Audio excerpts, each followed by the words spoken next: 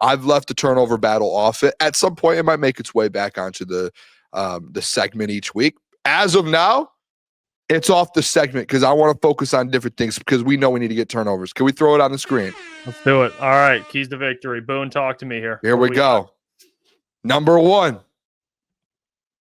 This is the biggest one of them all, I think. It's containing, and this might be the most obvious as well, but it's containing Lamar Jackson and limiting the run game. I think it kind of goes hand in hand when it comes to Derrick Henry and Lamar Jackson. Listen, I said it earlier in the show. It's inevitable that these guys are going to have big runs, but I think the biggest thing, like especially with Lamar Jackson, is containing him in the pocket, like not letting the do not open the pocket up. That's why I think like this edge room is so big with AQM, maybe having Pat O'Connor, those guys out there, is you don't want to give anything up. Like don't run too far upfield, don't run too far inside. You want to stay in a spot, in my opinion, like stay in your lanes. Don't let Lamar Jackson out of the pocket to be able to make those plays. Contain. And then in the run game, I said it in the show, Jeff, like Derrick Henry's going to get his, but you have to limit those as much as possible. You don't want him going out there getting 3 or 4 40-yarders, right? You want to, okay, you can have one or two 50-yarders. Have it. But we're not going to let you get points off of it, and we're going to only let you get 1.5. That's it. That's all you have. You can rush for 80 on us. Go ahead. But we're not going to let you get anything out of it. We're going to limit everything you do. So I think that's the number one thing, especially defensively. Number two, I took this one from last week, Jeff. Just win your third downs. I'm starting to feel like this is turning into the turnover part, like to where it's like a close first, to where in any level, if you just win third downs offensively, defensively, you're going to find a way to win this football game. Like you got to get your defense off the field, and offensively, you got to be able to finish on third downs when you get there and convert. Like you have to. Like to me, that's like one of the biggest factors, especially when you're playing a contending team with a guy like Lamar Jackson and Derrick Henry. If it's 3rd and 4, Jeff, and every time you let Lamar Jackson and Derrick Henry convert, they're going to score on that possession. They will. You have to find a way to get off the field versus those two players. Like time you know what possession. You know what I'm getting to vibe wise from what Dan said, and I think we haven't seen it yet a lot. Well, we saw it against the Bears. 4th down attempts. I think you're going to see more of those this game. From Dan, if they don't get third down conversions. Yeah, I think you're more aggressive in these big games. He does go into these games too. Remember last year or this offseason we saw an Inside the Den or something, or a behind-the-scenes video. Might have been the receiver one, to where Dan was just like, we're going into this game. I think it was the Packers game where he was like, no matter what, we're going for it on 4th downs. 4th and 7, 4th and 8, 4th and 3, 4. And he was like, we're winning this football game, and we're going for it on every 4th down. This does feel like one of those games. So I'm right there with you. But the biggest thing with the winning the third downs, I think like defensively, to me, it's just more so keeping their best players off the field, which is Lamar Jackson and Derrick Henry. Like, and then obviously offensively, like if you're hitting your third downs, that time of possession goes up so much more. Like those are long drives, you know, you're a lot of plays, and get that time of possession off to keep their offense off the field. And then my third one, this feels just more as important as number one. If you want to do anything offensively that me and you have talked about, and how John Morton says how good this team looked offensively in week 2, to do that again and to do that versus the Ravens defense, the offensive line must protect Jared Goff. They have to protect Jared Goff. You have to give him a pocket. You have to let him sit in there and make the throws. I don't know if you saw, I saw a graphic, Jeff, and I'm going to go look it up real quick. I want to see. I saved it on my phone. I do not have that right now. There was a graphic that basically ranked every single offensive line from week. Here it is, the 33rd team. Week 2 pass protections. You're sharing the screen. Week 2 protection rankings. They ranked all of the pass protections, each team, and it was listed by average ranks in pressure rate, sack rate, and time to throw. Who do you think was number 1 in the entire NFL when it comes to pass? The Detroit Lions. Now a word from our sponsor, Sleeper Fantasy. It's a fantasy sports plus real money gaming app focused on bringing people together through sports and gaming. Sleeper has become one of the fastest organically growing fantasy platforms in the world, with over 6 million active users in 2023, and only continuing to grow. Sleeper Picks is a real money product that connects friends over picks. You could choose 2 to 8 of your favorite players, just like I did. for Lions Ravens, or even across different sports. You can do it from pregame, live. It doesn't matter. Pick more or less in the predicted stats. And on Sleeper, you can receive up to 1,000x payouts. Share with your friends and get rewarded together. Use the code CT Sports and get a $100 deposit match up to $100. Check out Sleeper and shout out to them for sponsoring the video as always.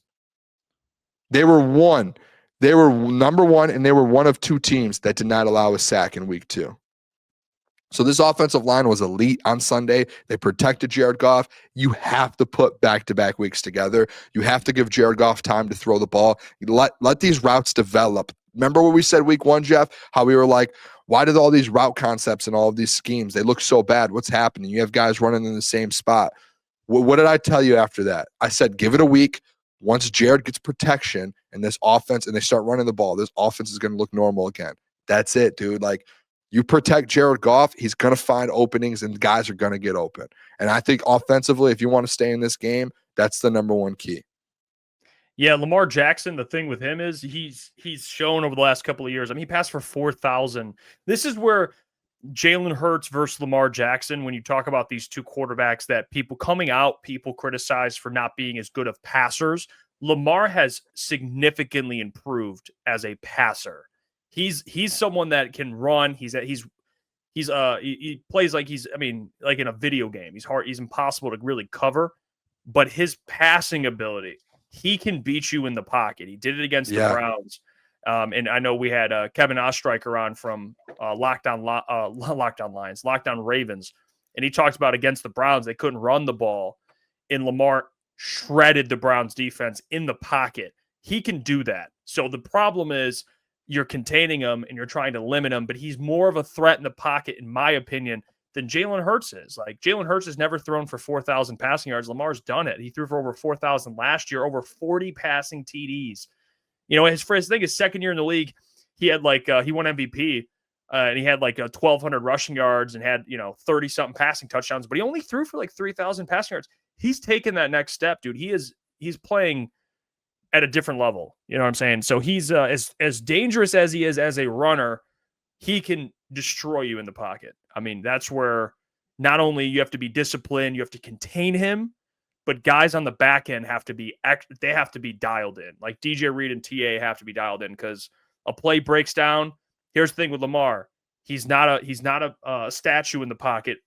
He's far from it. He's far from a statue. And he can make plays in the pocket, but you got to. I think the better chance you have, it's like taking one of his.